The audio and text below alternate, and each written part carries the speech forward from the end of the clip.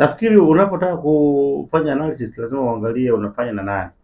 Watu wengi ambao wanaotuzunguka ni mashabiki hoya, watu ambao hawaelewi mpira, wanaamua kimiemko. Mtu amekaa zake tu, ametoka anakurupuka, anazungumza kocha hafai.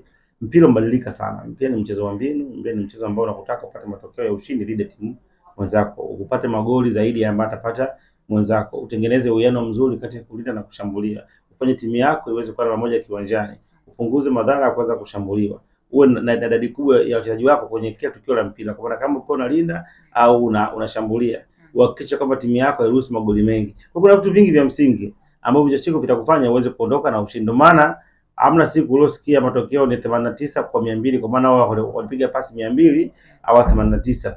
Unaelewa? Huwa unachoangalia ni goal scored na goal conceded, kwa kufunga magoli mangapi, kufunga magoli mangapi. Mpaka bado tunapozungumza takwimu zote 100% za baba kocha wa Yanga, lakini wanasahau kwamba timu huwezi kuiandaa tena siku 30 yakamilika, na hasa ukizingatia kwamba ina kundi cha wengine wapya, kuna mwalimu mwenyewe ni mgeni, kuna wengine walikuwa wana nafasi za kwanza. Kwa hiyo kupata siku hizi na bado timu ikaweza kuendeleza matokeo ya ushindi, maana yake ni ushindi mkubwa, kwa sababu tutegemea kuweza kuona leo hii mwalimu akiwa na draw. Tunaweza kuona makocha kadhaa, Nabi ameenda South Africa mpaka leo ana struggle, mpaka amekuja ameachana timu yake. Kuangalia mwalimu Loma Viki alikuwa Yanga Seed, hali yake sio nzuri katika msimu wake wa kwanza. Ukiangalia kwa upande wa Mirudi Hamdi